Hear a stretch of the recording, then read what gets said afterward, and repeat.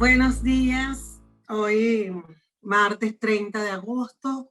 Bienvenidos a esta tercera tertulia del programa Puentes de Comunicación sobre la sala de redacción virtual de cobertura de migraciones.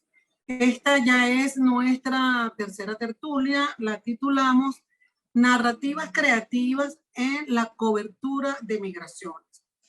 Esta tertulia, así como las anteriores que están en nuestras redes sociales, la llevamos a cabo en el marco del programa Puentes de Comunicación, que es un proyecto impulsado por la Escuela Cocuyo de Venezuela, el medio digital de El Faro de El Salvador, la Deutsche Welle Academie de Alemania, con el apoyo del Ministerio Federal de Asuntos Exteriores de Alemania.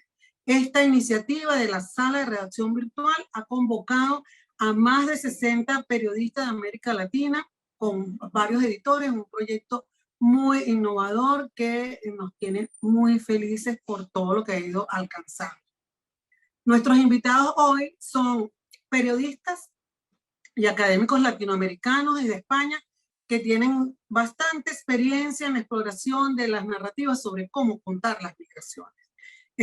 Durante todos estos días que hemos estado reunidos, hemos tenido distintas presentaciones en el campus de la escuela virtual, en la relación uno a uno que tiene cada periodista con sus editores, para explorar distintas maneras de contar un tema que atraviesa en este momento todo el continente latinoamericano, pero que también sabemos que ocurre en otros continentes. Entonces, hoy los puentes van a ser puentes entre toda Latinoamérica, Norteamérica y España. Vamos a tener a Claudia Cavalín, quien es licenciada en Comunicación Social, magíster en Literatura Latinoamericana y del Caribe. Ella es doctora también en Filosofía.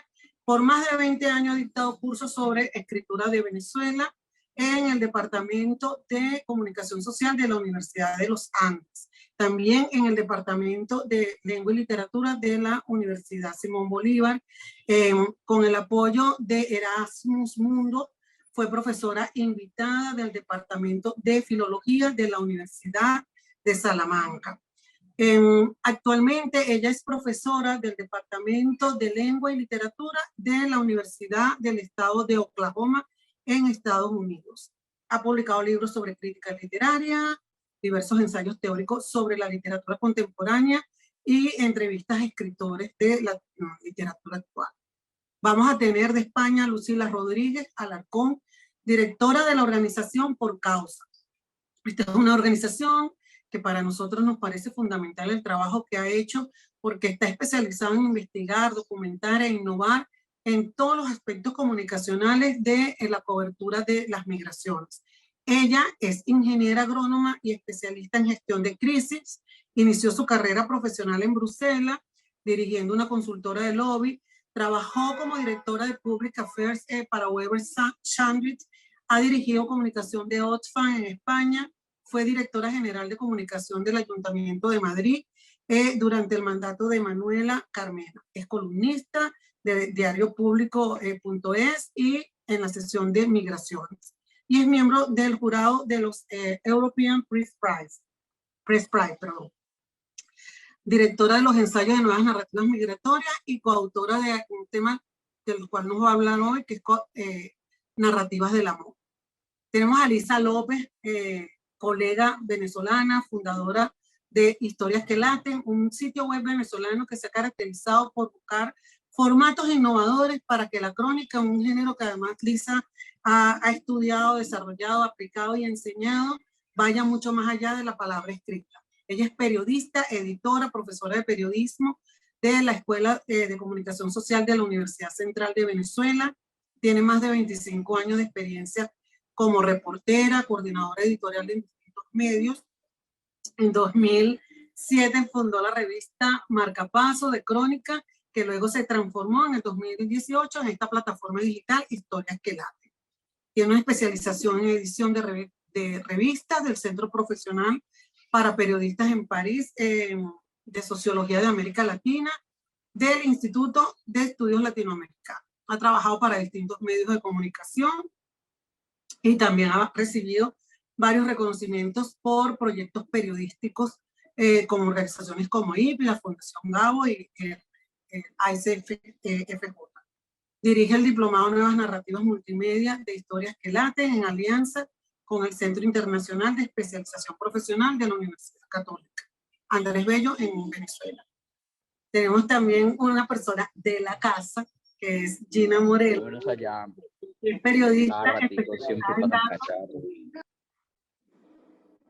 periodista especializada en datos, y yo diría que es experta en cruzar puentes, especializada en cruzar puentes. Es cofundadora de Consejo de Redacción, fundadora de la unidad de Consejo de Redacción y editora de la unidad de datos, fue editora de la unidad de datos del Tiempo, coordinadora editorial de la Liga contra el Silencio, ganadora del premio Cabo por este trabajo de Venezuela a la fuga, que fue ese gran primer puente que siempre decimos que cruzamos entre Venezuela y Colombia para que medios aliados y periodistas aliados pudiésemos hacer la investigación, cobertura y seguimiento de todo este proceso de migración que ha vivido Venezuela. Además, ella es creadora del Museo Virtual de la Memoria Entre Ríos, es profesora, es maestra de la Fundación Gabo y actualmente también es miembro del staff de la Deutsche Welle Academy, que es el brazo que nos permite que esta iniciativa tenga vida y que ya vaya para 3 años. Voy a darle la palabra a Claudia para iniciar ya esta conversación. Y Claudia tiene una presentación, así que empecemos con nuestros invitados. Muchísimas gracias. Bueno, de verdad, muchísimas gracias a ustedes por esta valiosa oportunidad. Para mí es como viajar de manera doble, porque estoy viajando geográficamente, pero al mismo tiempo desde la visión externa y sentimental de todo lo que ha pasado últimamente en las crónicas que leo, que comparto con ustedes. Mi tema obviamente se vincula con lo que ustedes acaban de mencionar, que es migración con enfoque de género, en especial con niñez, porque es lo que he trabajado en los últimos años desde diferentes perspectivas. ¿Pueden ver las láminas o se las intento colocar con un share screen? ¿Las pueden ver ahora? ¿Sí? Ok, perfecto, porque sí, es parte de lo que he trabajado. Voy a incluir algunas fotografías, aunque no puedo hacer mención de todas las que hemos visto desde el área de la investigación en esta universidad, porque comencé, como mencionaron ustedes, partiendo de lo que fue Venezuela a la fuga, y todo lo que fue como un estudio, al mismo tiempo periodístico, con el formato de la crónica, pero testimonial, que terminó siendo galardonado por el premio Gabriel García Márquez, pero que además a los que estamos desde afuera estudiando Venezuela, nos mostró una serie de movimientos que no solamente tienen que ver con lo geográfico, sino que se ubican desde lo emocional, en el contexto de lo que significa la migración. Yo trabajé especialmente en los últimos años, el de Naicorel y otros 34 años de vida, los 2.900 kilómetros, que escribió nuestra querida compañera que está aquí, y trabajé también a la bitácora de una despedida de Venezuela y migrar a Curazao. Y comencé a trabajarlo como estrategias vinculantes entre lo que sería la migración y la geografía venezolana, las diferentes áreas de migrar hacia el norte, hacia el sur, y en el caso mío, que tiene que ver además con mi identidad, porque yo soy hija nieta de migrantes y yo crecí en la frontera con Colombia y para mí era tradicional decir ya vengo y cruzar un país. Lo que significa ahora volver a estudiar después del cambio político y social que hay en Venezuela, el espacio migratorio significa retornar a las raíces, en mi caso, pero al mismo tiempo abrirse a otros procesos migratorios que coinciden. Y en el caso mío en particular, como estoy ubicada en el estado de Oklahoma, muy cercano a Texas y a todo lo que ha sido la última, digamos, dinámica fronteriza con México, los últimos testimonios que he tenido el honor de compartir, investigar y conversar directamente con las personas que cruzan el desierto y que llegan a los Estados Unidos ha sido la migración. La migración desde Venezuela especialmente, con una estadística altísima, y la migración bajo, digamos, sistemas aleatorios, entre ellos, como hemos mencionado, el de los niños y el de los menores de edad, que al cruzar, digamos, la frontera se entregan y pasan a un estado que tiene ya que ver con un proceso migratorio legal, y que los incluye por un tiempo, que puede ser variable, en una suerte de lugar cerrado, que aparentemente para muchos de los que lo hemos interpretado como un espacio, pareciera una cárcel. Entonces, esos son, digamos, los contextos en los que yo me he movido en los últimos años, y he tratado además de colocarle, digamos, el contexto teórico, porque trabajo en una universidad y cuando intentamos definir nuevamente qué es lo que significa migración, nos vamos entonces, por ejemplo, yo trabajo a Giorgio Agamben con todo lo que significa un estado de excepción, porque cuando hay un contexto político-social tan agudo, tan fuerte, que impide que las leyes sean cumplidas e impone una suerte de leyes temporales para colocar una suerte de orden, sucede algo como esa definición de Agamben, que generalmente ocurre en las guerras, por ejemplo, o cuando hay una situación entre paréntesis de lo que sería una ley en un país, pero que para nosotros los venezolanos, especialmente los que hemos tenido el contexto con migración, se ha convertido como un paréntesis infinito, porque se transgreden las leyes o se crean un nuevo sistema paralelo legislativo para poder salir, para poder llegar a un punto que al mismo tiempo no es un punto definitivo de llegada, porque no es un espacio que termina siendo el último de los espacios, sino que también se mueve. Los testimonios que he trabajado en los últimos meses, por no decir años, generalmente no coinciden con la raíz, ni con otra especie de contextura de rizoma, de raíz, ni de dónde salen ni a dónde llegan, sino que es un movimiento continuo. O sea, el espacio migratorio también sería como un espacio móvil. Si me voy al enfoque de los niños, es curiosamente mucho más amplio el movimiento, porque pasa también con el movimiento rápido e incompleto de lo que son los recuerdos, la memoria y la identidad. Los migrantes mayores, como los que hemos salido ya a cierta edad de los países que dejamos, llevamos unos recuerdos y una memoria que se imponen en muchas ocasiones, pero los inmigrantes pequeños, adolescentes y sobre todo los niños, comienzan a componer un universo paralelo que pareciera de ficción, donde hasta los rostros, los recuerdos, todo es hasta cierto punto de manera confusa. Entonces es una identidad muchísimo más móvil en el caso de los niños. Les voy a mostrar próxima imagen que tengo. Aquí tengo dos imágenes. La primera es la de los niños caminantes, de Rosalinda Hernández. La segunda es una foto de Andrés Rosales, que salió en Semana. Y allí tienen ustedes la mirada de los niños, el silencio y, digamos, simbólicamente lo que la fotografía también ha significado para mis estudios como testimonio, en especial cuando se pierde el habla. Y más adelante les haré otras referencias de lo que sería esa pérdida de la expresión mediante el lenguaje, más la conexión con otra expresión diversa que sería la de las imágenes o la de los gestos e incluso la de los silencios. Incluyo algunas fotografías en esta conferencia porque las palabras son profundas, pero quizás necesitaría explicar mucho más de lotería y las imágenes por sí mismas ya tienen un discurso. La primera de ellas que ustedes logran ver aquí sería la de los billetes que se utilizaron en una de las crónicas escrita, es la de 2.900 kilómetros, que se traslada la simbología de lo que significaba el dinero y el contenido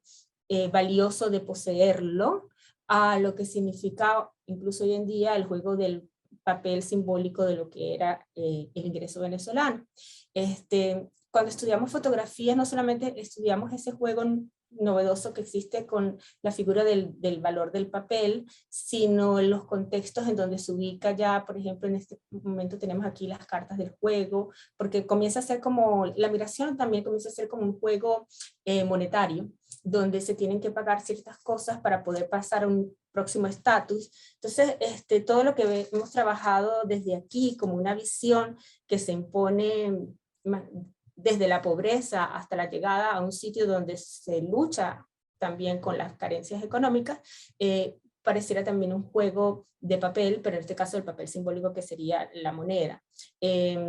Otro papel simbólico muy importante que trabajan los adultos, no los niños, como el dinero, son los pasaportes. Entonces, la legalidad de cada uno de ellos, la manera de cómo se consiguieron, la forma en cómo se presenta tanto el dinero como los pasaportes, también constituye como un juego simbólico de esa ley de Agamben, que es como un estado de excepción. Yo no podría decir de ninguna manera que allí se está cometiendo un delito, sino un juego, porque ante las excepciones de la ley hay que girar a otra parte para poder migrar. Esto bajo la figura de los padres, y en especial he hecho énfasis en la figura de la madre, bueno, por razones personales, porque lo soy, pero también por el valor que incluso tiene en muchos de los testimonios que estoy trabajando. Una de las terceras ilustraciones que le voy a mostrar aquí tiene que ver también con una de las crónicas, que sería la de ya no migrar la frontera con Colombia, ya no migrar hacia Brasil, que es la segunda de las fotografías, sino migrar, en efecto Cocuyo salió, migrar a Curazao. Y lo que significa todo lo que ha pasado últimamente con esa idealización de una migración altamente riesgosa y la simbología de lo que es dejar una familia y perder un hijo. Entonces, todos estos movimientos que parecieran movimientos rotatorios permanentes, tienen una cantidad de historias que sirven de contexto, que nos facilitan hasta cierto punto la mirada disidente de lo que significa migrar. No es, curiosamente, yo que trabajo crónicas desde dos puntos de vista, literatura, que sería más ficción, y testimonio, periodismo, que sería como más real. Hay puntos en donde la coincidencia entre los elementos de ambas categorías parecieran curiosas, porque las historias que hemos narrado en las crónicas, o que ustedes han tenido el valioso poder de la escritura para describir y detallar, tienen un punto de clímax y tienen después un desarrollo y un final que generalmente pareciera como un relato mucho más profundo, parece un relato incluso hasta cierto punto, en los detalles, las descripciones, los diálogos parecieran un espacio literario también. ¿Por qué lo menciono? Porque dejan un poco el lado informativo, que es tan necesario, se deja un poco el lado de la estadística numérica, que es tan necesario, se deja el lado, digamos, del periodismo informativo, que es tan necesario, para pasar a otro tipo de escritura periodística que es mucho más sentimental y dramática, que creo yo que es absolutamente necesaria para entender lo que está sucediendo. Entonces, ese género un tanto híbrido entre la literatura y el periodismo, para un contexto migratorio, y en especial para un contexto que incluye personajes sin habla, como los niños pequeños, valdría la pena destacar y mencionar que es uno de los más valiosos para entender, incluso desde la mirada de la afuera, lo que significa este movimiento permanente. Hasta cierto punto pendulante, porque se entra, se sale, se vuelve, se retrocede. Entonces, les quiero resumir un poco, y después haremos las preguntas. ¿En qué otros contextos me muevo? Me muevo en el contexto de los testimonios escritos, los que están en las páginas valiosas que tenemos en internet, o que tenemos a través de publicaciones de los medios, y desde el teatro también me he metido en lo que significaría el simbolismo de los espacios que se cruzan, y en especial vuelvo ahora a la visión de los niños.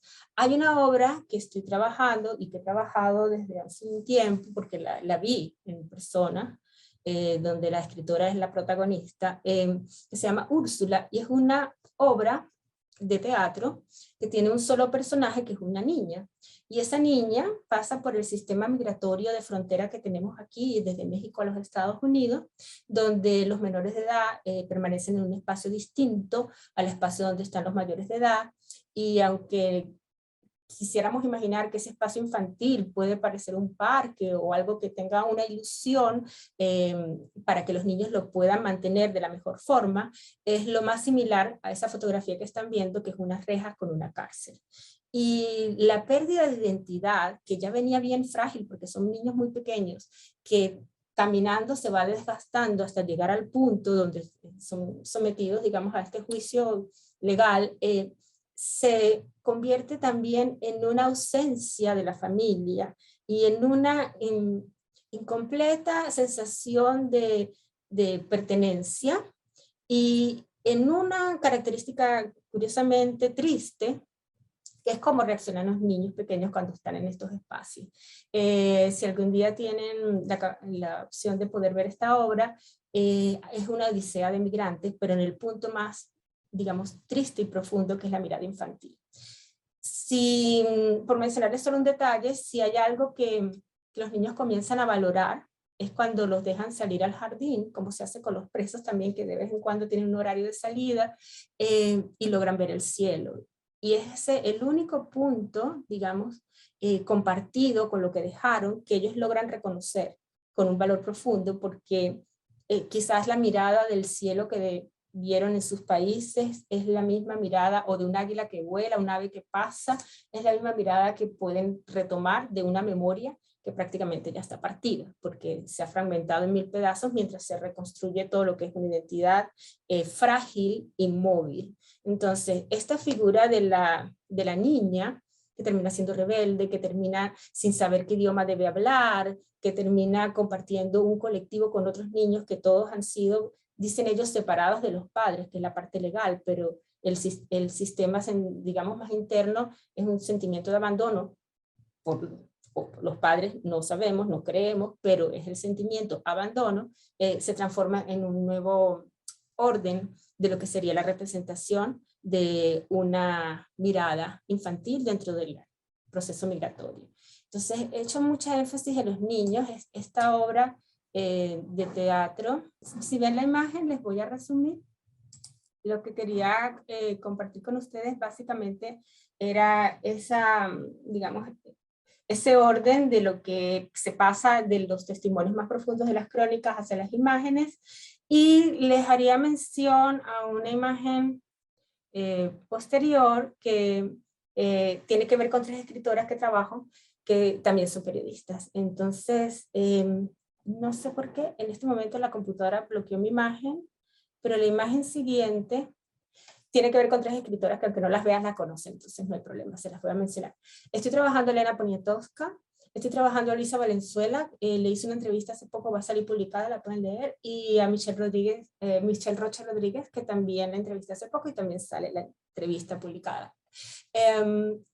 ¿Qué sería aquí lo más importante? Lo más importante sería las miradas de 3 periodistas escritoras, porque aunque no sean las pequeñas niñas, saben interpretar lo que es el silencio de los niños en algunos casos, y el silencio también de los que han sido desaparecidos o muertos. En el caso de Poniatowska tenemos todo lo que fue la tragedia en México. En el caso de Valenzuela tenemos todo lo que son en su nueva obra, todo lo que tiene que ver con su aporte periodístico de lo que significa trasladarse de un lugar a otro, y la parte del olvido, porque a veces por razones voluntarias de sobrevivir olvidamos unas cosas que también lo hacen los niños.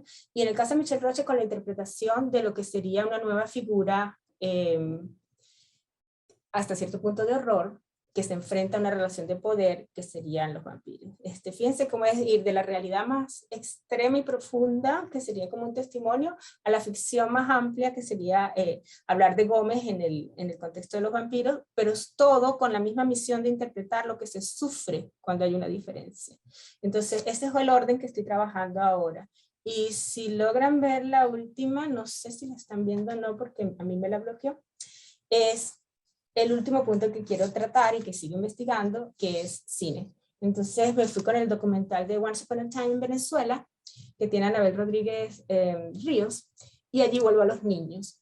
Parte del testimonio de lo que está allí, parte de la carencia de las palabras que algunos no pueden decir, parte de ese desequilibrio del agua que se seca como se secan los sentimientos cuando hay diferencias políticas, parte de lo que significa migrar, que también las casas aquí migran porque se mueven, es el contexto migratorio que estoy trabajando ahora. Entonces, para resumirles lo que estoy haciendo, estoy trabajando en migración, no solamente como movimiento de cuerpos, no solamente como pérdida de espacios, sino como movimiento de los mismos espacios, porque se mueve también la identidad y se mueven también los símbolos de ella, como por ejemplo en este caso las casas, ni siquiera los barcos, las casas que se mueven. Ese es el área más teórica y académica que he tenido que asumir como profesora, pero al mismo tiempo es el área más abierta a su difusión y entendimiento, porque va más allá de la información, de las noticias, y tiene un estilo que atrae a las personas que no son venezolanas incluso, que no hablan español, pero que quieren saber qué es lo que está pasando. Entonces, más allá de los números y de la estadística, yo me he convertido en investigadora difusora de imágenes, palabras y movimientos. Ese es mi resumen. Cualquier pregunta, encantada. Muchísimas gracias, Claudia. Me queda, no sé si te escucha bien porque también estoy transmitiendo desde acá, pero bueno, le voy a dar la palabra de una vez a Lucila Rodríguez de Por Causa, a quien ya presentamos al inicio de esta transmisión y de esta grabación. Lucila, solo recordarte que puedes compartir todo el material del que hemos estado hablando sobre narrativas del amor. Si ya te conectaste, perfecto. Pues bueno, muchísimas gracias, especialmente a Luzmeli por contar conmigo. Es un honor estar aquí, es un honor estar al lado de Efecto Cocuyo. Me encanta ver caras conocidas como la de Gina, que hacía que no la veía un porrón, pero ahora ya la voy a ver y la voy a tocar en breve. Y a Luzmeli también. Aquí en directo desde Madrid, en plena tarde, justo después de comer. Y vengo a contaros un poco por qué estoy aquí, porque diréis, esta tipa que es ingeniera, comunicadora, que viene a contarnos a nosotras de periodismo, ¿no?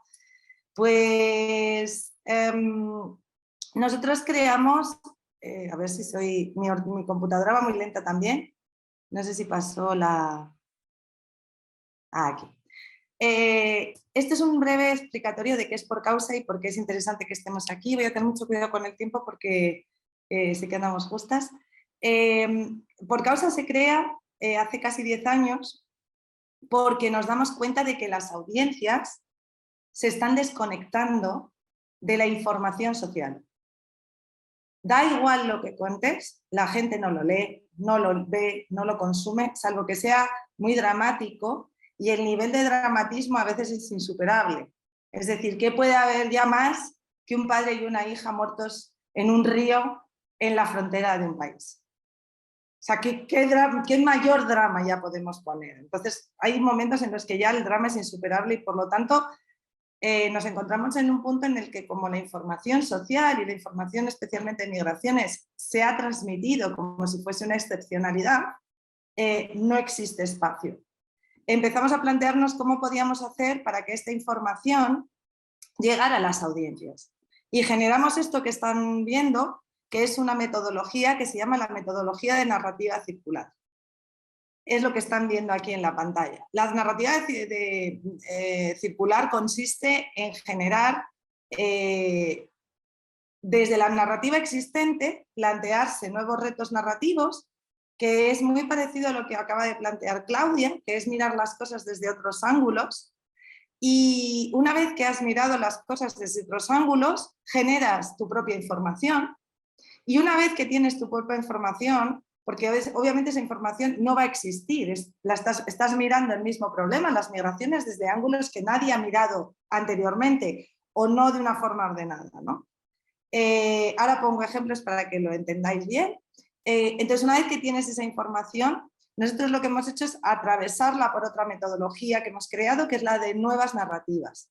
Las narrativas del amor están insertas en esta metodología de nuevas narrativas, que filtra esa información y la convierte en otras historias, en historias diferentes, que están también diseñadas para soportes diferentes para llegar a audiencias específicas. Y este círculo lo repetimos infinitas veces. Tenemos la suerte de que después de 10 años la narrativa existente en parte también ya es la nuestra. Cuando empezamos no existía y ahora ya formamos parte de esa narrativa existente. Un ejemplo muy claro en el que nosotras tenemos cierto brillo, hay que hablar un poco de lo que a una se le da bien, ¿no? Son la industria del control migratorio. Nosotras hablamos mucho de por qué el sistema de control es tan duro y tan despiadado, y todos nuestros estudios demuestran que es así porque genera mucho dinero.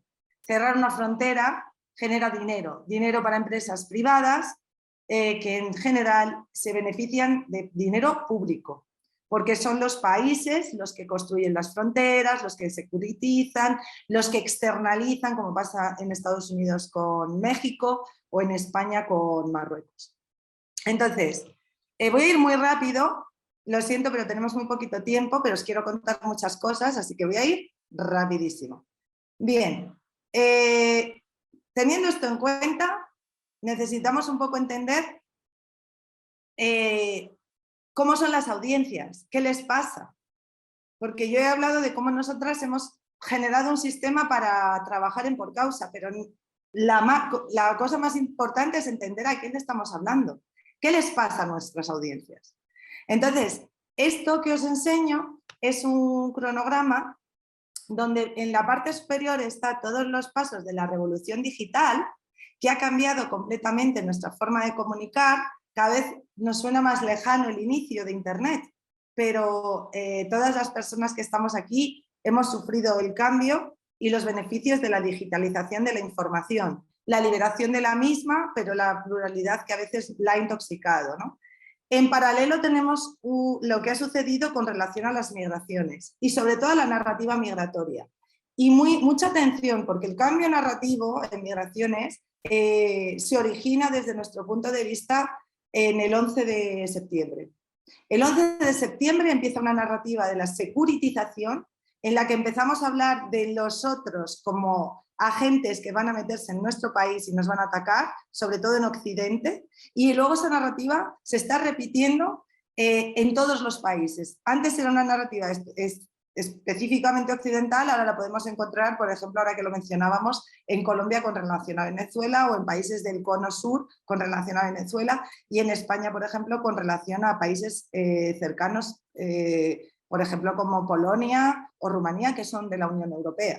Es decir, que esa narrativa ya está casi generalizada, ya no es una narrativa específicamente occidental. Y gracias a esto lo que nos permite es entender un poco cómo se sienten las audiencias, porque las audiencias se sienten agredidas por terceros, se sienten que pueden perder todo su dinero, intentan revolcarse en torno a principios de los 2010, después de la gran recesión, pero finalmente tenemos toda esta debacle que estamos viviendo, narrativa, donde llega Trump, donde en Europa tenemos el Brexit y donde empiezan todas las crisis migratorias, sobre todo a nivel narrativo, y luego el COVID. Entonces, ¿cómo están nuestras audiencias, teniendo en cuenta que han llegado a través de ese periplo que acabamos de ver? Tienen muchísimo miedo. Nuestras audiencias somos nosotras también, ¿eh? Yo no sé vosotras cómo os sentís, pero yo he pasado por todas las fases posibles. Y he tenido miedo, he tenido tristeza, he tenido COVID persistente, creí que nunca me iba a poner bien. Luego, aparte, hay muchísima desinformación. El COVID es un claro ejemplo. Aplicado a migraciones ya no quiero ni contaros, las estáis viviendo vosotras la mayoría en vuestros países. Y luego tenemos un problema y es que queremos ser diferentes, pero no, hay mucho individualismo que es muy típico del capitalismo, o sea, el capitalismo lo ha fomentado, pero estamos ahí como metidos en que tenemos la sensación de que tenemos que arreglar nosotras lo que nos pasa a nosotras. Aunque sea exógeno, es nuestro problema, ¿no? Y luego tenemos la narrativa de las ONGs que aplicado a migraciones es desastrosa, porque son los pobres migrantes a los que hay que ayudar o son los migrantes, o sea, tienen esa historia de la otredad de las personas que se mueven, ¿no? La conclusión a la que nosotras llegamos fue que se trata, esta tristeza y todos estos sentimientos son sentimientos colectivos y que por lo tanto necesitan un enfoque colectivo para arreglarse. Sola no puedes. O sea, da igual que tú estés bien, enseguida en cuanto sales a la calle se te pega lo mal que están los demás. Entonces, esto necesita una solución colectiva. Ha habido una solución colectiva rápida que se ha generado a través del odio. ¿Por qué? Porque el odio genera comunidad a través de un odio a un tercero. Tú eres igual que el que odia al otro. Y eso es una comunidad. Por eso el odio también ha salido tan fuerte y funciona tan bien. Porque genera comunidades de amor, o sea, bueno, de amor, de unión a través del odio a un tercero. Lo que pasa es que el odio no tiene durabilidad. Y como no construye nada, primero tienes que ir cambiando el objeto del odio para poder mantener la tensión que te hace que te unas a otras. Nosotras lo que proponemos es más bien cambiar del odio al amor y a la fraternidad. Y el amor entendido no desde el concepto del amor romántico, sino entendido desde el concepto del amor comunitario, de la coproducción comunitaria, de la construcción a través del bien común. A nivel narrativo, necesitamos volver a creer en la raza humana. Parece que la raza humana es la responsable de todo lo malo que sucede. Y sin embargo, yo siempre lo pongo, la selva amazónica es antropomórfica. Muchas de ustedes lo sabrán. Que es el paradigma de la no presencia del hombre, y sin embargo es lo que es gracias al hombre, al ser humano. Entonces, tenemos que recuperar esa fe en el ser humano. Necesitamos también hablar de cosas que sean alcanzables. Nuestras lectoras necesitan sentir que tienen agencialidad en los problemas que presentamos. Si no, esos problemas se convierten en algo muy ajeno. La agencialidad se consigue con los tratamientos, con los abordajes locales.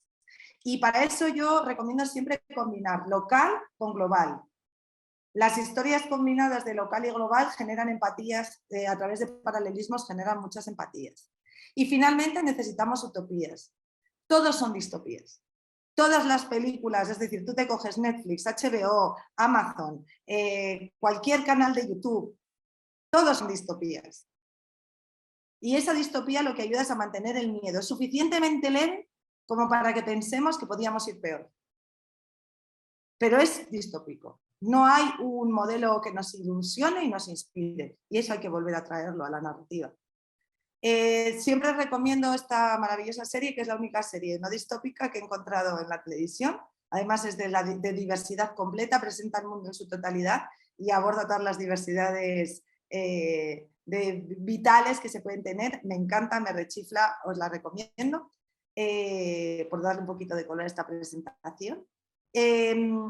Nosotros, de las reglas que recomiendo también que hay que seguir, es vamos a dejar ya de responder a los marcos preestablecidos, hay que crear un relato propio. Cada vez que respondemos a mentiras o a marcos que no nos gustan, los estamos reforzando, y eso parece que no, pero es así. Entonces nos están imponiendo un marco que no queremos en el relato, en todos los relatos migratorios es un marco que no queremos y lo estamos intentando de construir. No hay que hacer eso, hay que crear historias nuevas, hay que hablar de nosotras. Migrantes somos todas, siempre hay algo que nos puede asemejar. Es legítimo para colectivos que se encuentran en otros países considerarse diferentes y defender su diferencia, pero al mismo tiempo esa diferencia tiene que estar recordando que todas somos al final lo mismo, personas que buscamos lo mismo, estar bien, que nosotras estemos bien y nuestros entornos estén bien.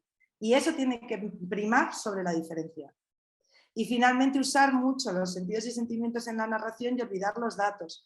Los datos son fantásticos para generar conocimiento, pero no son tan positivos a la hora de contar historias, no deconstruyen los pensamientos, aunque nos parezca muy serio usar datos. Las audiencias no permean, nadie se acuerda de los datos.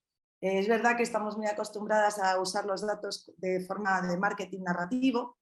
Por ejemplo, Oxfam es un gran experto en hacer eso. El 1% de la población mundial tiene la misma riqueza que el resto del 99%. Y te quedas con un dato, pero eso no es un dato, eso es una ilustración numérica para un relato que tiene que ser sentimental. Siempre pongo a Oliverio Toscani como ejemplo de la diversidad. Es un tipo altamente desagradable, pero todo esto que estáis viendo es de los años 80. Hola, ¿qué tal?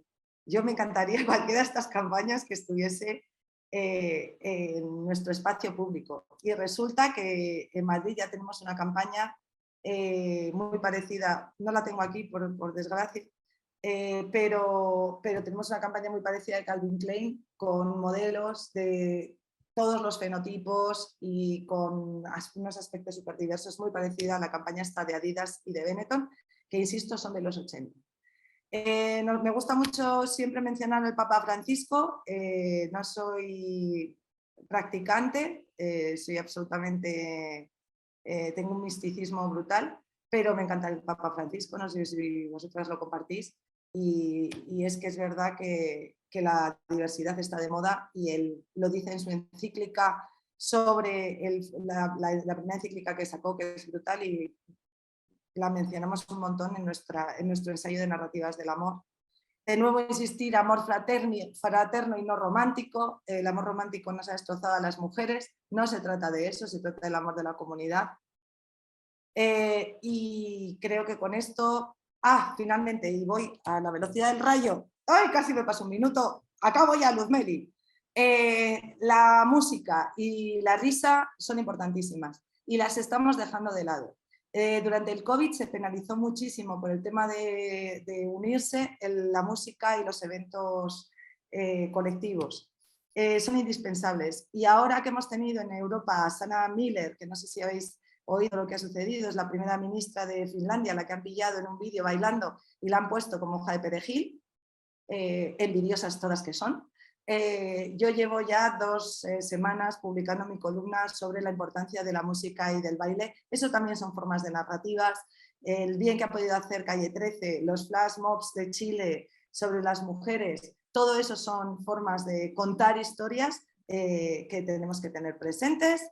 Y ahora ya sí, Luzmeli, creo que he acabado en un tiempo récord. Bueno, recomiendo con M de Migraciones, que está en público, que es la sección en la que escribo mis columnas. Y ya está. Muchísimas gracias, Lucila.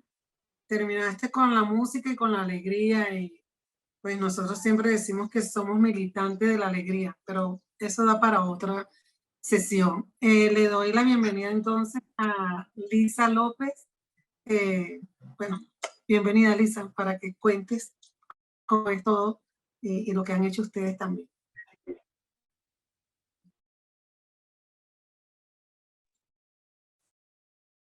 Hola, hola, buenos días y de verdad también muy honrada de estar acá, súper agradecida por esta invitación, compartir además con colegas y comunicadores tan admirados.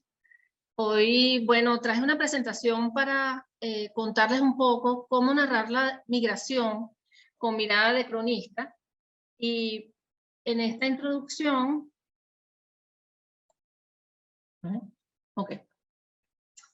en esta presentación voy a hacer como una introducción, digamos, para compartir un poco los fundamentos de la crónica como lo hemos nosotros aprendido en estos años en los que nos hemos sumergido en el periodismo narrativo para contar historias, ¿no?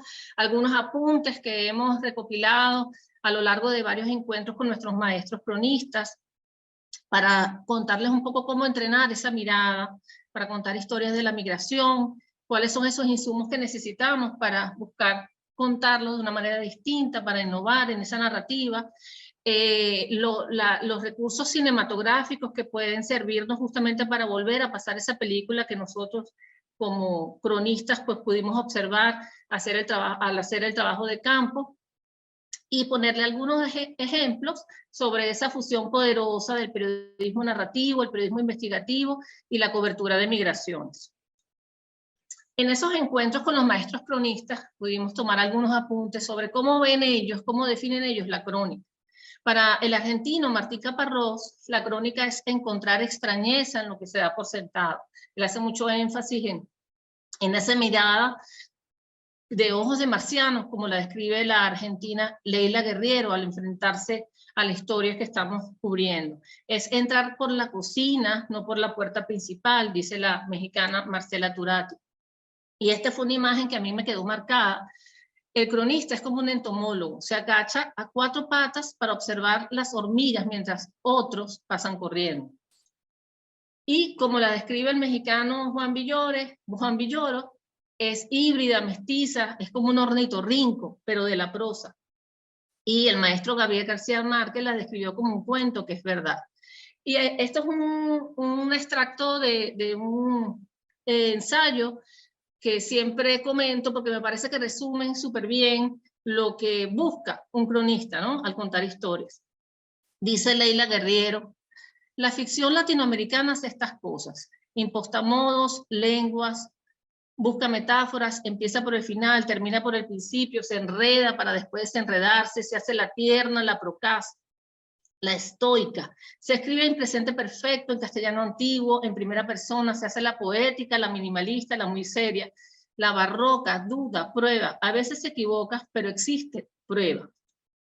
Para ser cronista, dice Leila, hay que ser invisible, tener curiosidad, tener impulsos, tener la fe del pescador y su paciencia, y el ascetismo de quien se olvida de sí para ponerse al servicio de la historia de otro. Ser preciso sin ser inflexible y mirar como si se estuviera aprendiendo a ver el mundo, dice ella, con ojos de marciano.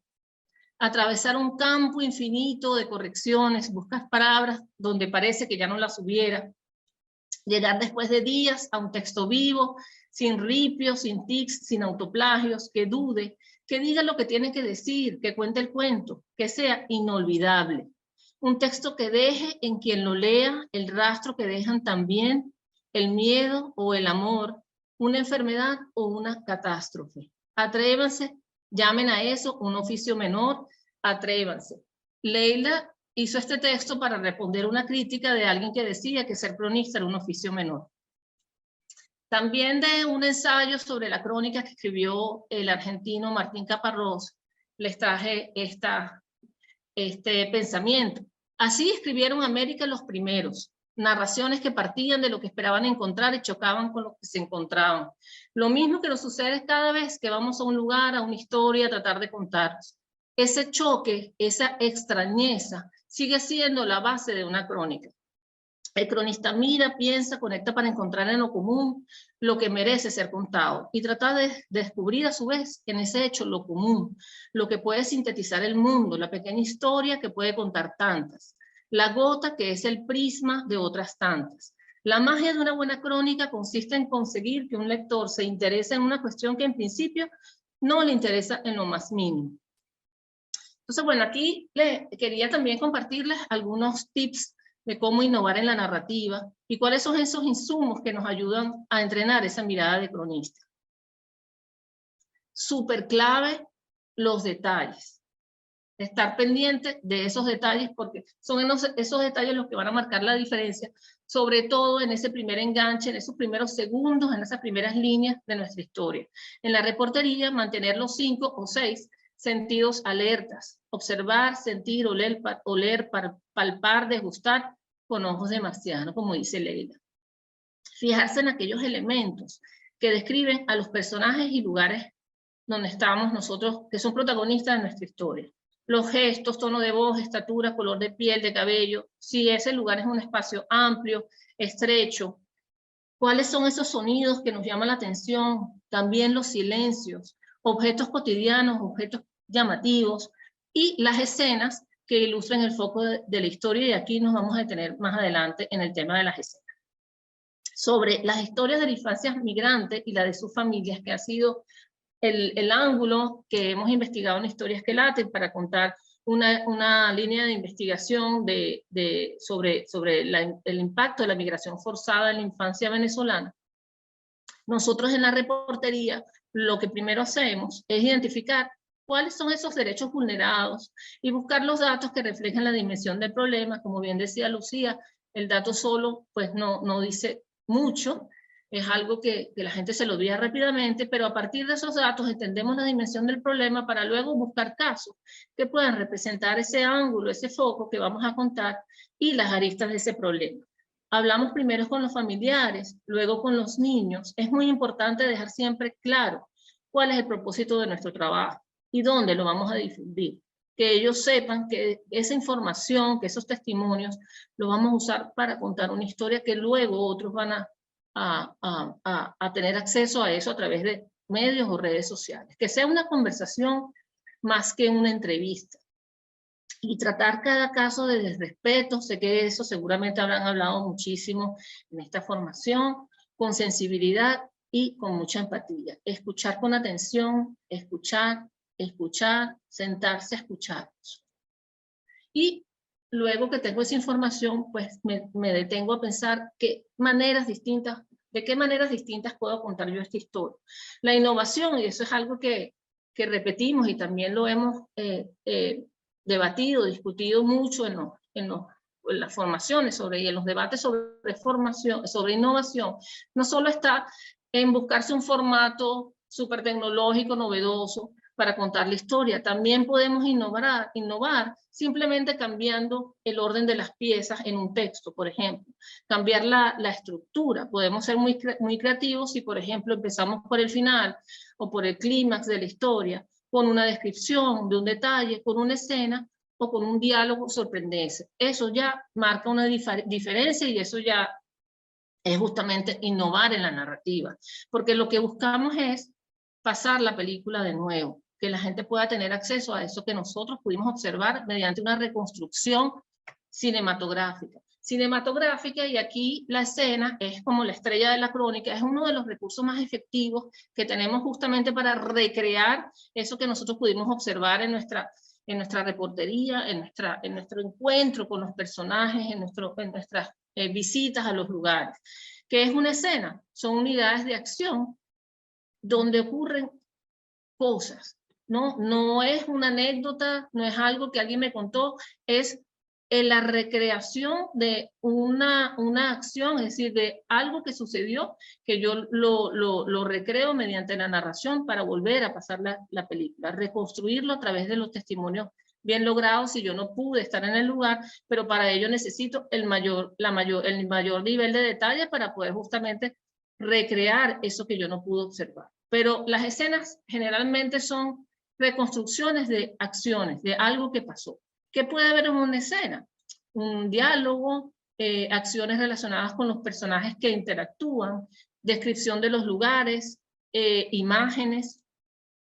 Y bueno, a mí me gusta mucho siempre dar este tipo de recomendaciones, de pensar como si estuviéramos haciendo una película, ¿no? Porque esos recursos cinematográficos justamente es lo que le dan como ese valor que puede captar la atención, más en un momento en el que estamos sobre todo en todas estas plataformas digitales se buscan pues contenidos muy visuales, ¿no? Recrear lo que como observadores, como cronistas vimos, sentimos, olimos, experimentamos y contar también, estructurar la narración a partir de primeros planos, planos medios, planos generales, o acumulando las técnicas de la cinematografía.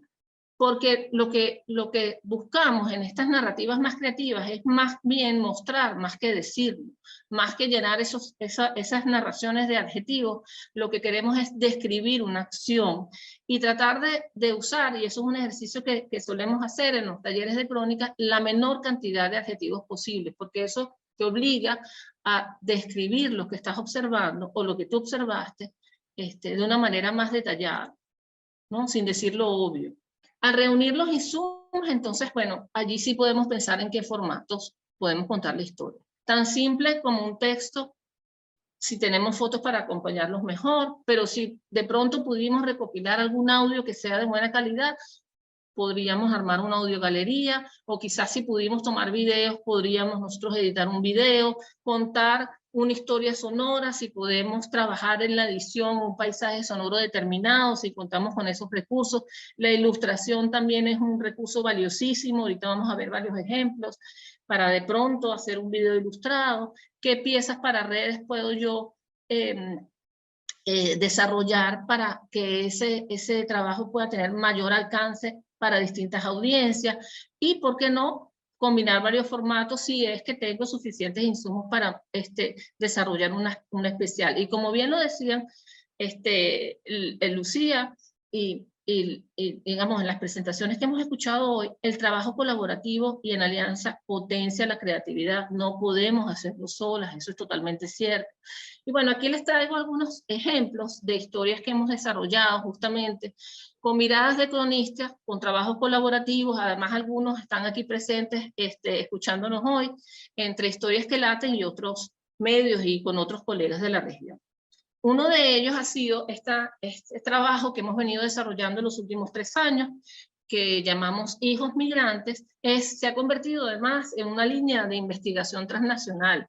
Hemos desarrollado ya varias temporadas con colegas en Colombia y también con medios en Venezuela, justamente haciendo foco en el impacto de la migración forzada en la infancia venezolana. La primera temporada, algunos de ustedes quizás han visto este trabajo, El rastro de los hijos migrantes. La segunda temporada la publicamos el año pasado, Inocencia desplazada. Y recientemente publicamos la historia de Rafa, que fue un niño que hizo un periplo impresionante para reencontrarse con su madre, como la tercera entrega de Hijos Migrantes. Bueno, ¿qué buscamos con esta línea de investigación? Justamente tratar de visibilizar este problema con historias que conecten. Nosotros buscamos, hicimos como mucho énfasis, insistimos muchísimo en tratar de darle voz, aunque suene de pronto lugar común ya, pero darle voz a esos niños, justamente para que ellos mismos fueran los que contaran con su lenguaje, con su manera de comunicarse, esa experiencia. Y también cuando callaran, eso también nosotros lo consideramos como una manera de comunicación, como bien han dicho acá en la presentación.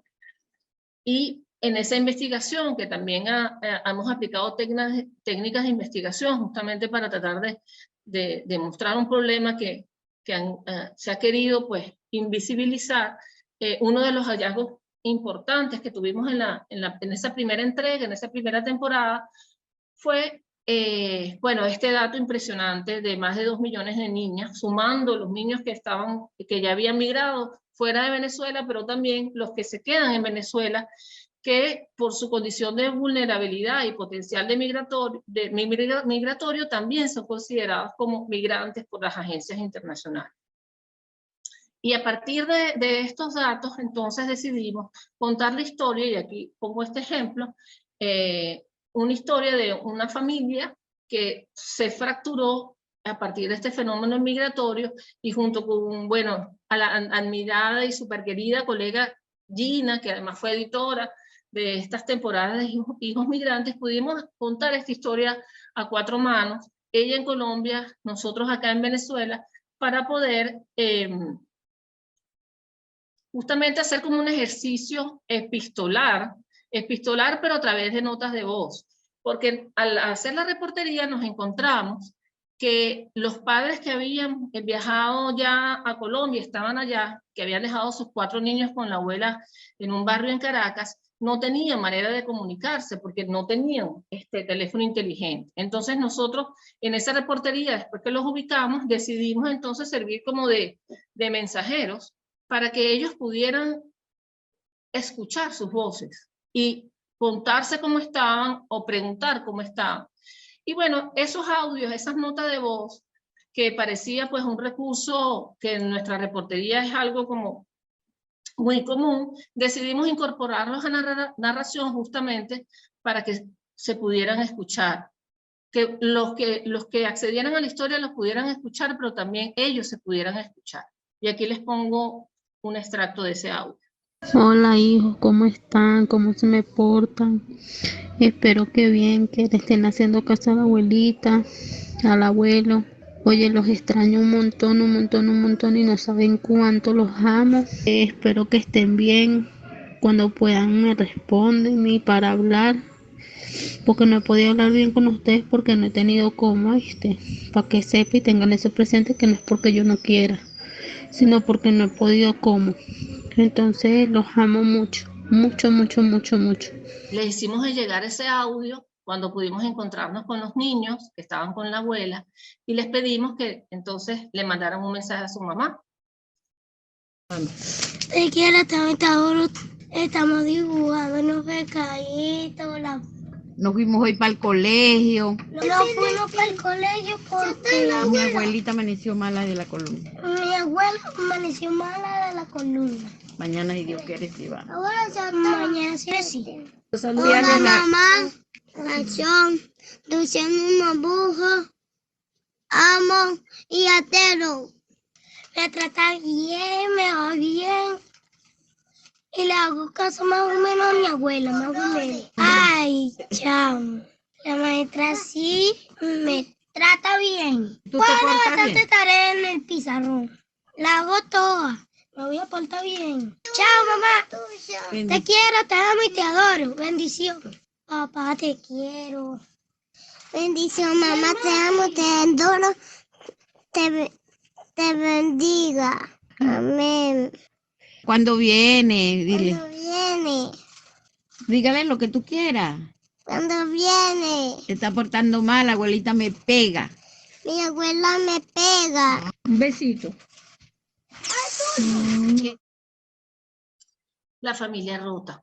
Otra de las historias que contamos ya en la segunda temporada, en el especial de Inocencia Desplazada, fue el caso de una familia que pudimos conseguir a través de la reportería que hizo nuestra colega en Apure, y justamente, bueno, después de varias conversaciones, de sentarse a escucharlas, a escuchar a estas niñas que viajaban con su madre tratando de salir por la frontera hacia Colombia, conseguimos este testimonio que también nos pareció impresionante. Y con ellos desarrollamos un podcast, que es el primer podcast de una serie de 3 capítulos que se llama La huida en cuarentena. Perdón, el vaivén del desarraigo. Aquí les pongo unos segundos. Yo me quería devolver porque no me gustaba caminar mucho. Veía muchos niños llorar, bebés recién nacidos. Y a mí me dolía porque yo también tengo mis sobrinos, tengo mis hermanos. Y entonces a mí me daba cosas porque esos niños llorando, porque las mamás tenían hambre. Ellos tenían hambre porque las mamás no tenían nada en su teta y no los podían amamantar. Entonces a mí me daba muchas cosas y yo le decía a mi mamá, yo me quiero devolver porque no quiero ver a eso. Veíamos una niña especial que llevaban ahí, entonces la niña también le decía a la mamá, al papá que tenía hambre, que tenía sed, y nosotros íbamos a lo mismo, a otro país, cómo poder sobrevivir, porque donde nosotros estábamos, nosotros no teníamos cómo comer, no teníamos cómo estudiar. Nosotros para escribir teníamos que escribir con un tuco chiquito de lápiz, no teníamos cuadernos, pasábamos mucha hambre, en un día comíamos una o hasta pasábamos de largo al siguiente día y no comíamos. Lisa, hermosísimo todo el trabajo, pero ya nos estamos pasando del tiempo y es limitado. Okay. Puedes cerrar con rápidamente para darle paso luego a Gino. Okay. Gracias. Bueno, no, quería también comentarles, esto fue una serie que hicimos el año pasado, en diciembre de 2020, a partir de la cobertura de los naufragios que salieron de Güiria a Trinidad y Tobago, en una alianza con Efecto Cocuyo, Crónica 1 y Fe y Alegría, y quería también, bueno, comentarle una escena. De todas maneras yo les puedo mandar la presentación para que ustedes lean con calma, para que vean cómo se traduce eso que les dije al principio de una escena que describe algo que está sucediendo con los personajes de nuestra historia, ¿ok? Aquí les dejo el texto, luego les paso entonces la presentación. Y esto fue un trabajo que, por cierto, se desarrolló en la edición pasada de Puentes de Comunicación, que trató el tema del incilio a partir de aquellos que viven en Güiria y se sienten pues atrapados, ¿no? Y aquí empezamos no con una escena, sino con una descripción. Algo como, me gustaría como recalcar esta, y que cuando puedan lo lean con calma, porque es muy importante siempre esos primeros segundos o esas primeras líneas cuando empezamos a contar la historia, porque ese es ese anzuelo que lanzamos para poder captar a la audiencia, que no solamente se quede leyendo el primer párrafo, sino que continúe, sobre todo para aquellos que nos gusta escribir y que, bueno, escribimos largo. Aquí les dejo un ejemplo. Esto fue un video ilustrado que hicimos también para Sin visa y cruzando el río Grande. Que pueden ver con calma después. Y bueno, quería cerrar con una canción que nosotros creamos para las temporadas de Hijos Migrantes, la primera temporada, que fue una idea, por cierto, de Gina, que nos dijo, ¿qué tal si hacemos una canción para el especial? Y bueno, pudimos contactar a un grupo venezolano de pop que se llama Anaquena, les mandamos todas las crónicas que habíamos desarrollado hasta ese momento, 2 semanas antes de la publicación, y ellos compusieron este tema, que se llama Errante, que también les voy a dar los enlaces para que escuchen esta canción, para que vean también cómo podemos contar una historia de migración a través de la música, con una canción de 4 minutos que sintetiza toda esa travesía de la infancia migrante venezolana, bueno, y de la juventud también migrante y de todos los venezolanos en general. Se llama Errante. Y en la presentación le pongo los enlaces y también les recomiendo algunas lecturas para aquellos que quieran sumergirse un poco más en las técnicas del periodismo narrativo. Listo. Gracias. Muchas gracias, Liz. Muchísimas gracias. Bueno, rápido le doy paso a Gina Morelo, que tiene muchas conexiones con todos nosotros. Gina, bienvenida a esta parte de la tertulia. Muchas gracias, Luz, a ti por todo el trabajo y todo el esfuerzo. Y a mis colegas que estuvieron conversando, de verdad que las abrazo enormemente. Es muy bonito llegar a este momento para hablar de algo que nos mueve, pero además a partir de la amistad que se ha podido construir. Y de hecho un poco titulé lo que voy a compartirles, que se lo voy prácticamente como a leer. Lo he titulado Las narrativas de la migración se elaboran con amigos.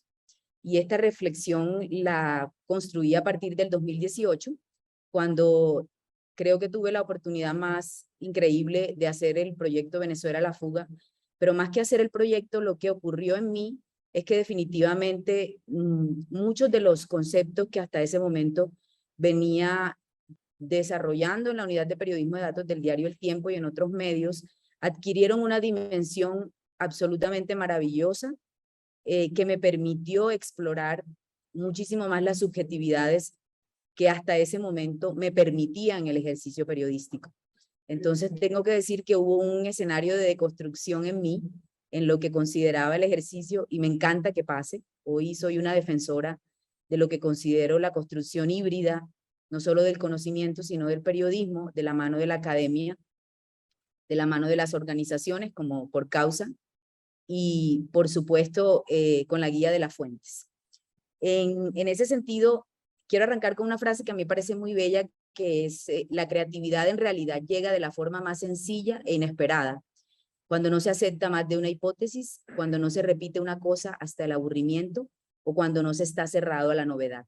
Es de la escritora Bea Becci, que ha trabajado muchísimo los temas de narrativas relacionados con la infancia. Las historias en movimiento, las de la migración, yo creo que no son un tema agotado. Así, las agendas de los medios muchas veces parecieran sentir cansancio.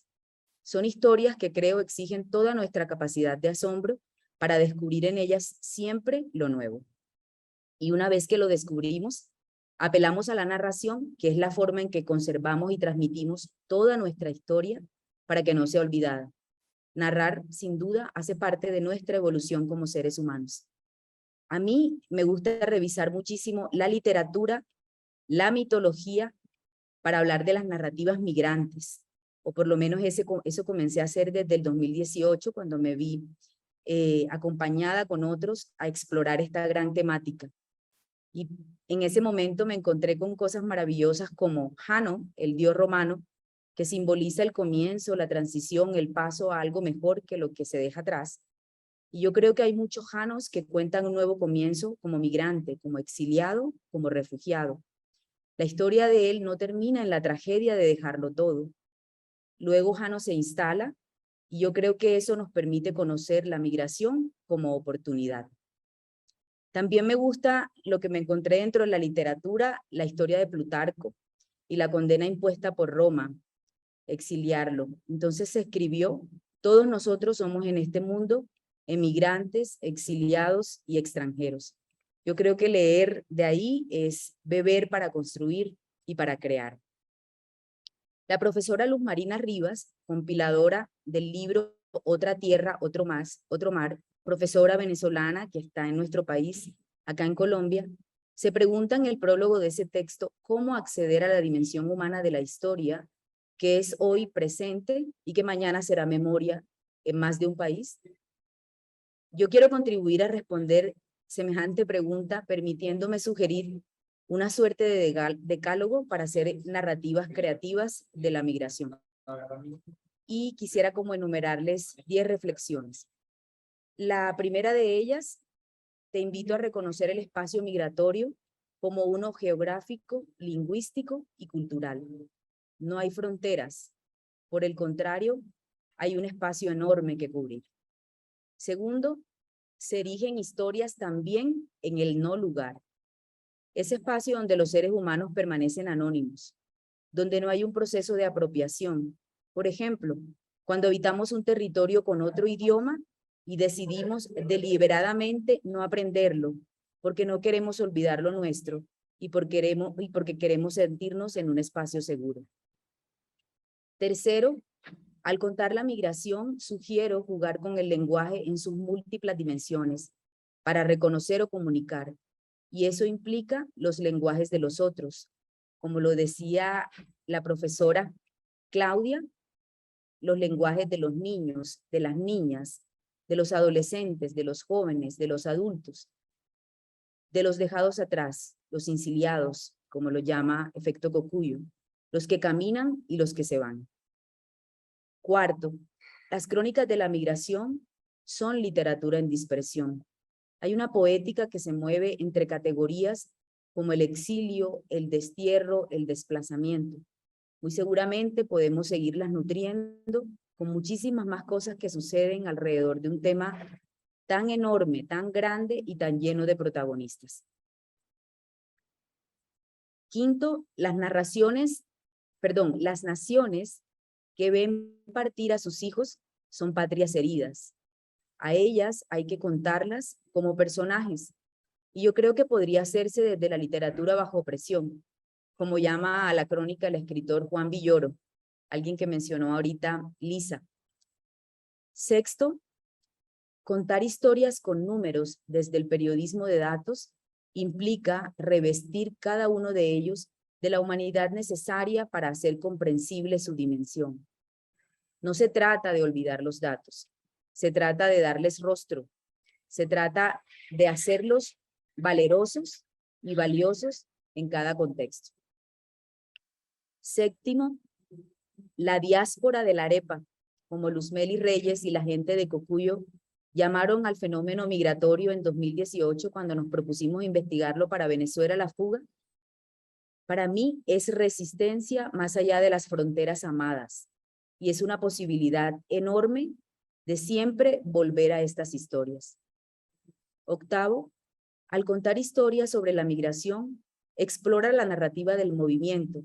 Esta es la del traslado, la narrativa del dolor, la lejura, la narrativa de los anhelos, el recuerdo, la narrativa del silencio, lo no dicho, la ausencia de palabras, que es historia.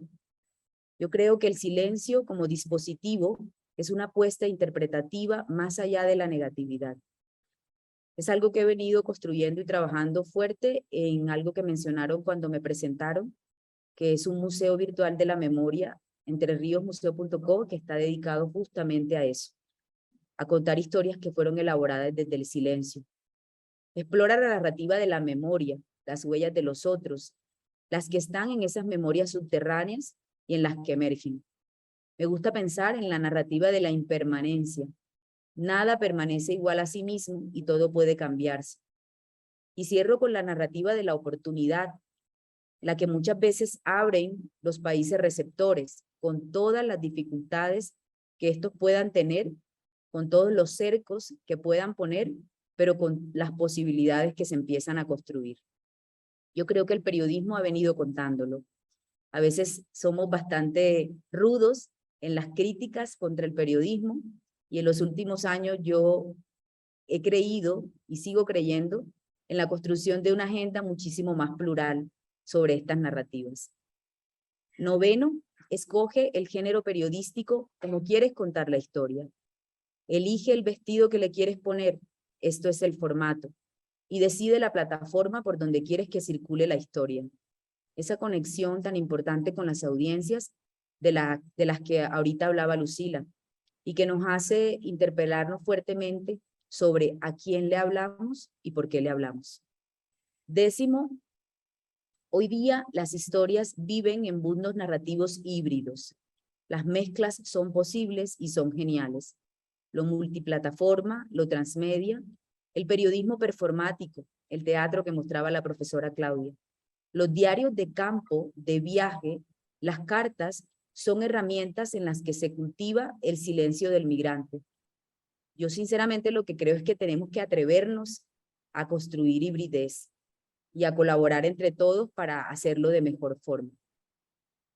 En el 2018, para cerrar, en el periódico El Tiempo, cuando estaba dirigiendo la unidad de datos, nos convocan, como en todos los medios de comunicación, a escoger el personaje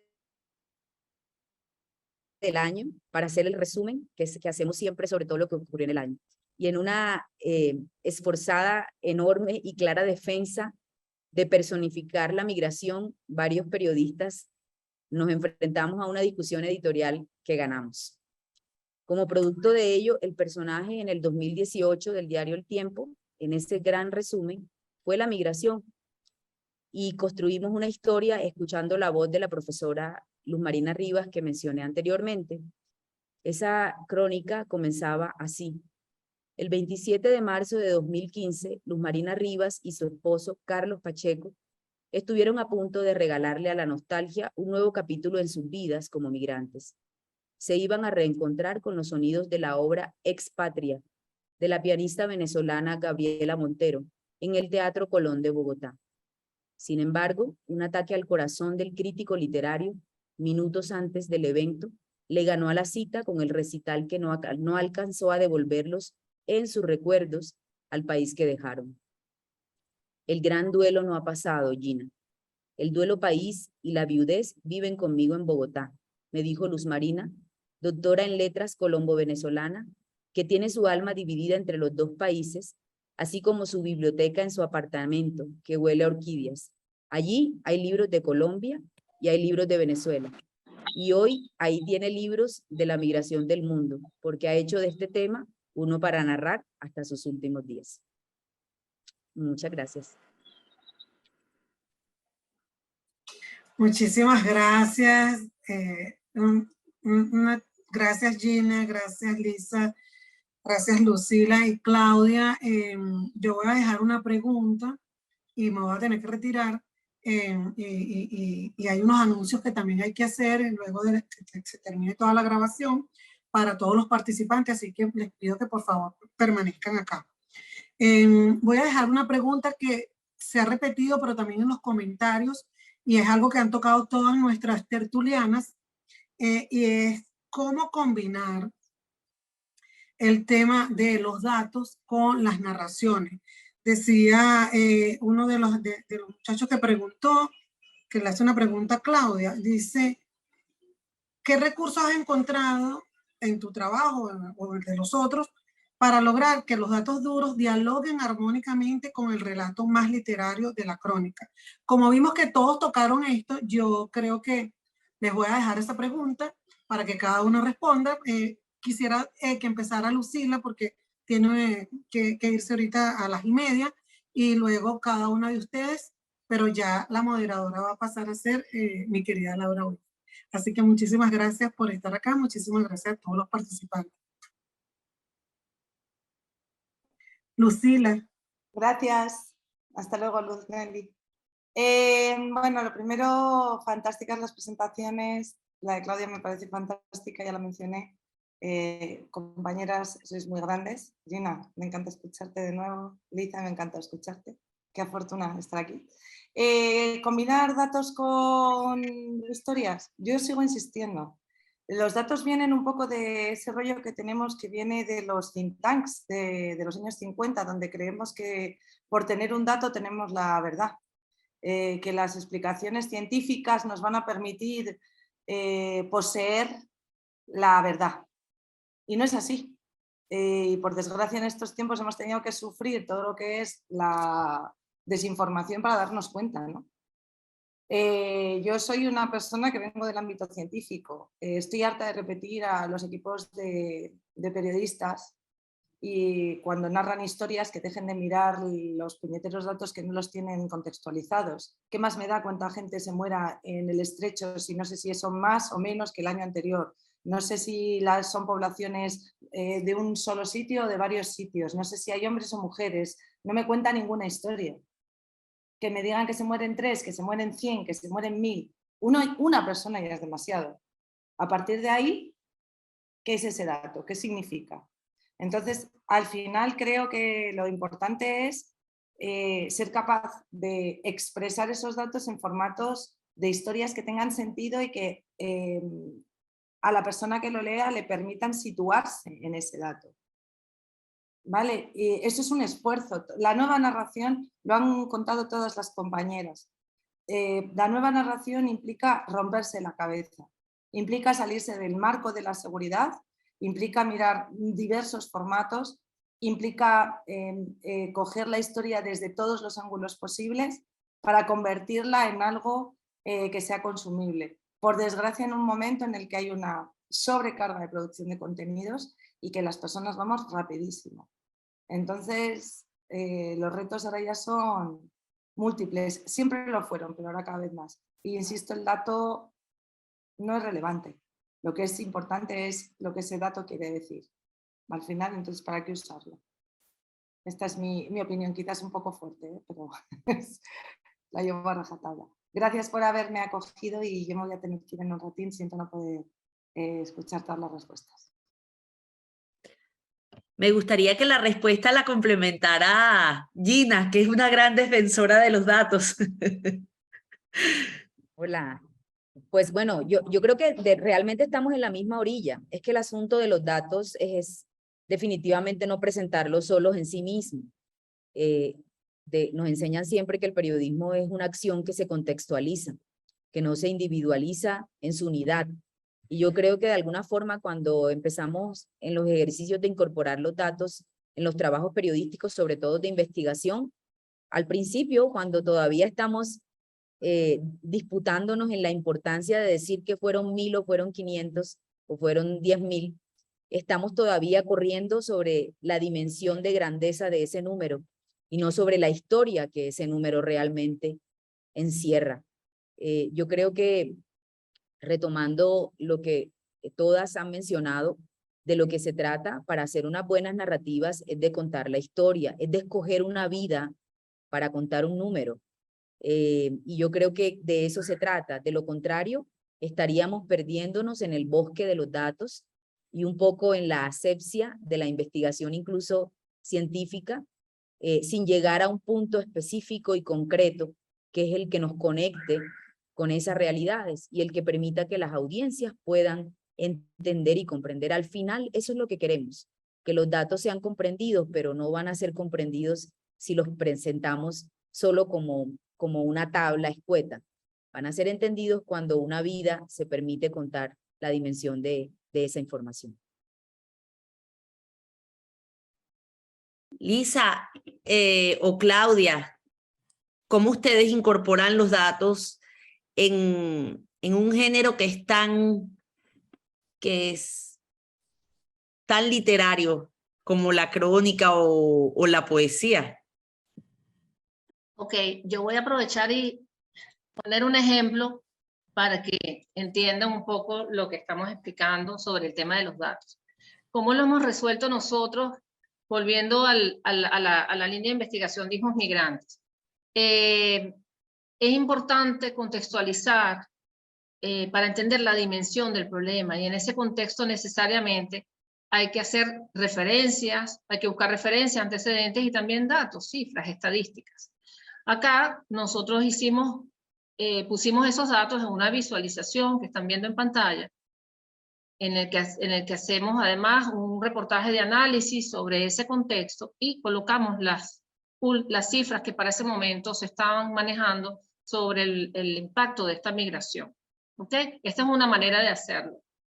Con un reportaje de análisis que muestra los datos de una manera gráfica, atractiva, para que haya una retención de alguna manera, pero no solamente quedarnos acá, sino que a este trabajo lo incorporamos, como bien comentaba Gina, pues con historias. Le pongo otro ejemplo, además de la de Dejado Atrás que ya le mencioné. Esto fue una crónica que trabajó, por cierto, otra de las alumnas de esta cohorte, María Fernanda Rodríguez, y le ponemos rostros a esos datos que vieron más atrás.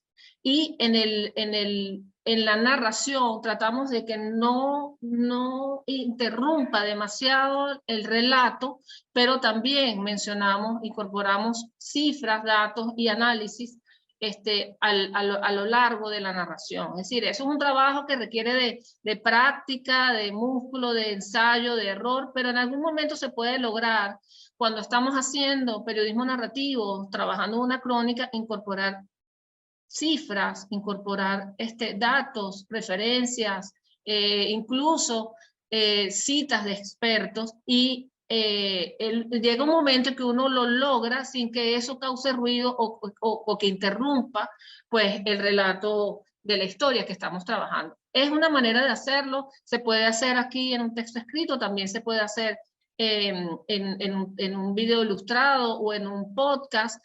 Es cuestión de tratar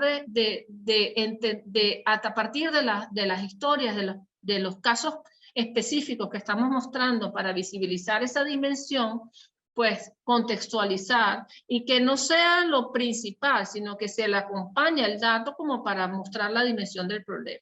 Combinar, y llega un momento en que en esa búsqueda creativa de nuevas narrativas pues se puede lograr. Es cuestión de ponerse a practicar y bueno, por ensayo y error en algún momento se logra.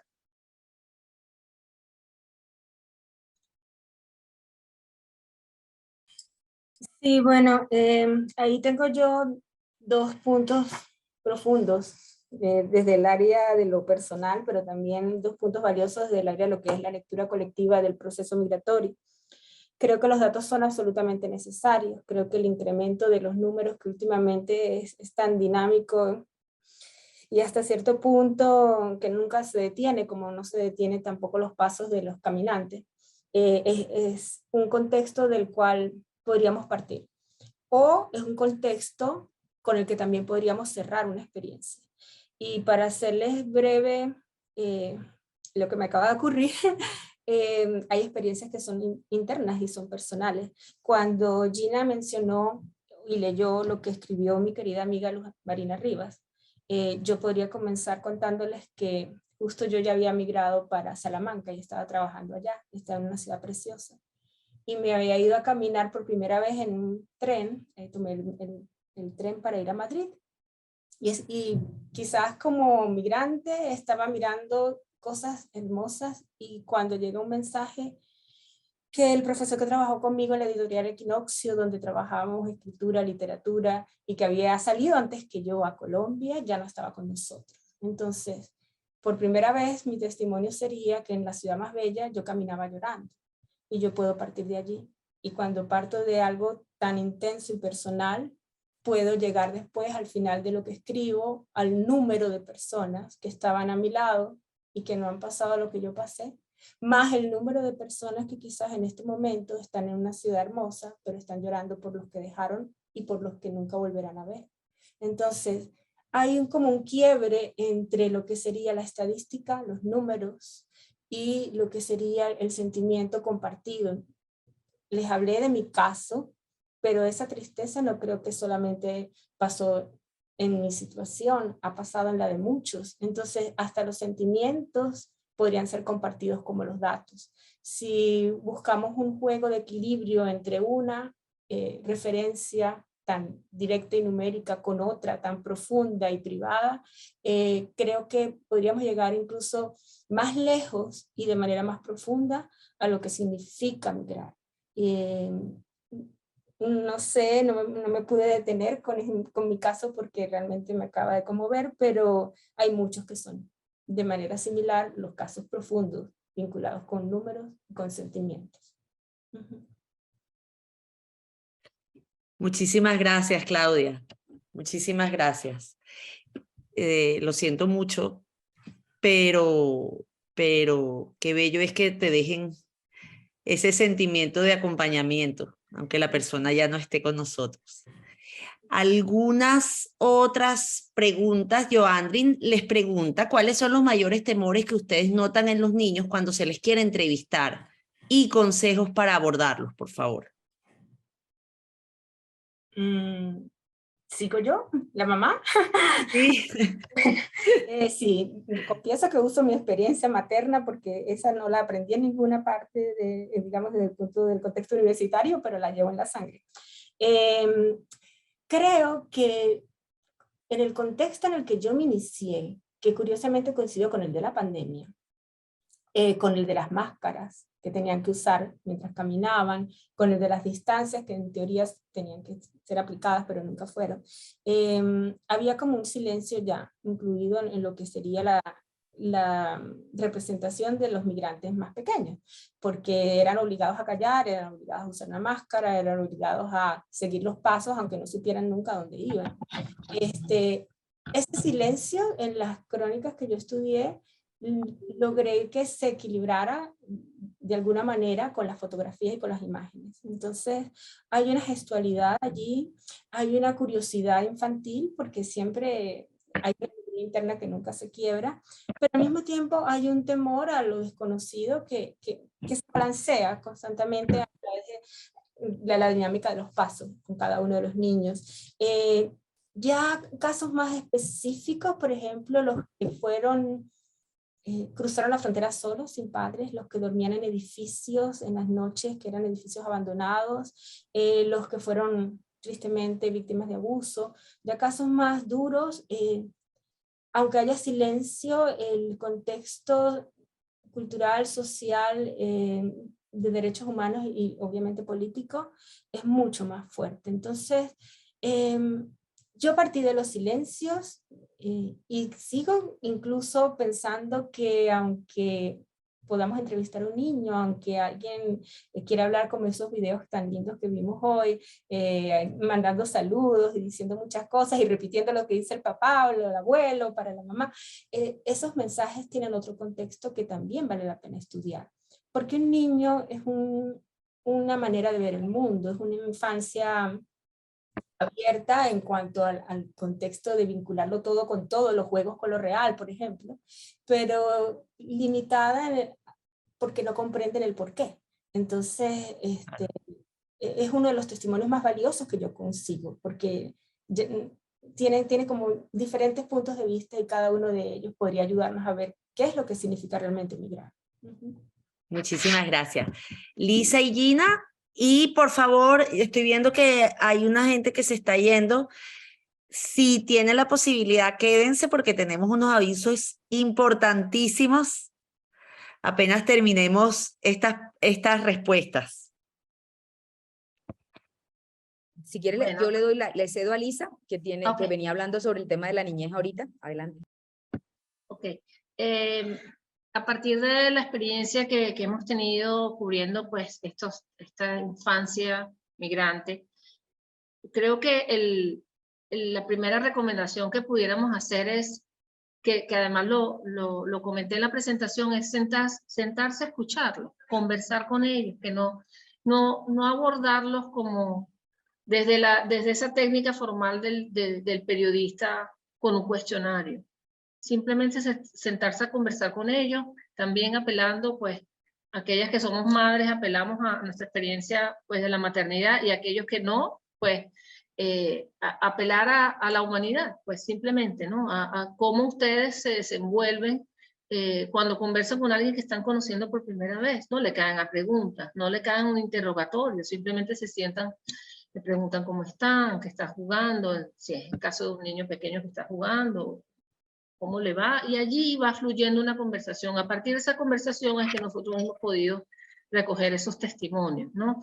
Hay que ser muy delicado y sobre todo eso, que no se sientan como invadidos en ese espacio que es tan frágil en el que están en ese momento. Entonces, sentarse a escucharlos, a conversar y, bueno, tratar de obtener de allí, pues, la información que se dé en el momento sin forzarlo. Si no quieren hablar y se expresan, como dice la profesora Claudia, pues más bien con silencio, pues allí están diciendo mucho también.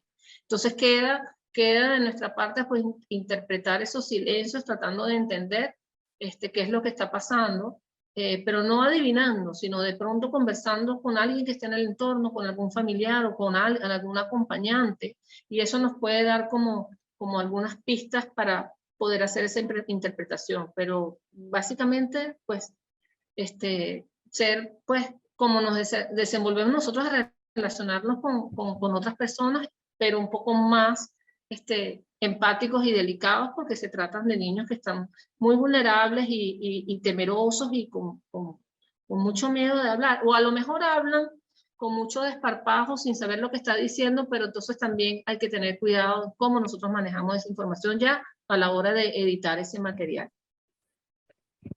Gina, antes de que respondas, para complementar con la pregunta que nos hace Luis Fernando, ¿se puede contar la historia desde la visión de un niño y en tono de niño para una crónica reportaje? Cortico lo que iba a decir, o sea, yo creo que hay un temor de entrada que es como que el niño sienta que no entiende nada de lo que nosotros le estamos diciendo. Y aquí traigo un poco algo bonito que nos compartió una de las participantes que hace parte de este proceso, María Fernanda Rodríguez, saludos Mafe si estás por ahí, que lo escribimos en el documento que les dejamos en la plataforma de Moodle. Casi es como, bájate, yo no tendría que hacerlo mucho porque yo estoy como del tamaño de todos los niñitos que entrevisto, pero bájate, ponte a su nivel y por favor usa todas las estrategias posibles para que lo que tú vayas a compartirle se pueda comprender. Si tienes que dibujar, dibújaselo. Si tienes que jugar, juega, porque de lo contrario eso se puede tornar como un primer gran temor. No sé qué quieres de mí, ¿cierto? Y entonces pues no logramos el objetivo al final. Y la pregunta que hacía el compañero, que me parece muy bonita, sobre si podemos convertirlo, claro que sí. Yo creo que cederle a los personajes la voz y hacer una narrativa en donde ellos lo sean todo, incluso contarlo quizás en tercera persona puede ser una cosa muy bella para que este personaje adquiera la dimensión que realmente tiene, o en segunda persona. Recuerdo un relato muy bello de una víctima colombiana que construimos hace tiempo, que se llamaba la generación V, que era Víctimas Valientes, y era una menor de edad que yo conocí, desplazada, en esta categoría de moverse, desplazada con su madre, y ella decidió contar lo que representó para ella cuando les entregaron una urna chiquitita con los restos de su padre recuperado casi como 10 años después, en todo este proceso de paz colombiano. Entonces ella migra a sus recuerdos para sentirse la niña que no tuvo al papá y que ahora va a contar toda la historia. Y cuando yo la empiezo a entrevistar, Esther tiene 9 años, más o menos. Yo no escribí esa historia, nunca me sentí autorizada, hasta cuando Esther, es loco lo que les voy a decir, hasta cuando Esther fue mayor de edad. Yo lo dejé ahí, no me sentí capaz de saber si era, aun cuando me lo autorizara una niña y aun cuando su madre quisiera, yo no sabía qué podía generar eso. Y solo hasta cuando Esther fue mayor de edad, es loco, pero hasta cuando empezó a estudiar Derecho y nos volvimos a encontrar, me dijo, me debes algo, Gina. Vamos a contar esto. Y Esther, volvemos a la voz de Esther de niña para que ella lo cuente. Entonces yo creo que sí es posible hacer todos estos juegos y estas rutas. Bellísimo, muchísimas gracias, Gina. Creo que ya hemos respondido todas las preguntas y comentarios. De cualquier manera, las tertulianas, que hoy fueron todas mujeres, cosa que nos hace muy felices, van a compartir las presentaciones y, como saben, esta tertulia queda grabada para ser consultada posteriormente.